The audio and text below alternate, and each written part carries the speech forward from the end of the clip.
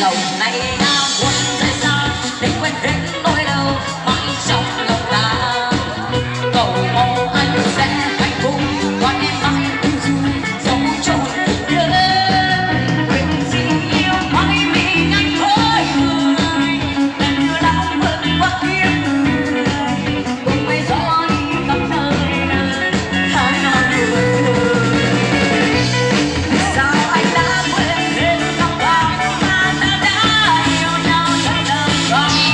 Bên em một bóng mai nhưng chính là lúc cơn bão vô trong trên đường về. Còn anh đưa đôi tay cầm tay, còn anh đưa để chỉ từng câu buồn và cho nhau những chiếc hôn đầu tiên.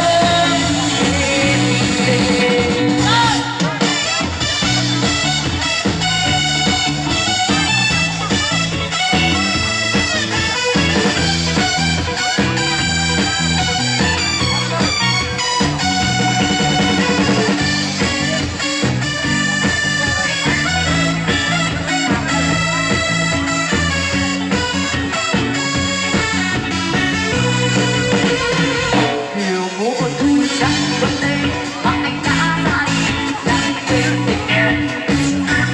Một phương chân tình lang và sơ sắc tay đây trở thành em ok. Lòng em yêu ấm ấm ra nhưng tháng ngày một theo lung với chim bay. Anh đã xa làm sao bao nhiêu sống còn người.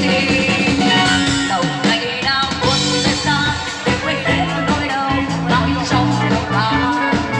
Cầu mong anh sẽ hạnh phúc còn em mãi yêu du dấu chôn tình nhớ. Nguyện xin yêu mãi mình anh với người để đưa lãng vượt qua kiếp người cùng mây gió đi khắp nơi nơi ta đang buồn thôi. Sao anh đã quên em năm tháng mà ta đã yêu nhau vẫn đang gió để em một bóng mai nhưng chính là chung sẽ theo vô tâm trên đường về.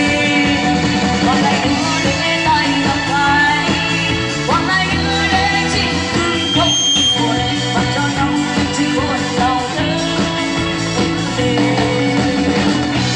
Vì sao anh đã quên hết năm tháng mà ta đã yêu nhau rất đang chờ để em một bóng mai nhưng chính là dung dưới eo cô dẫm trên đường về.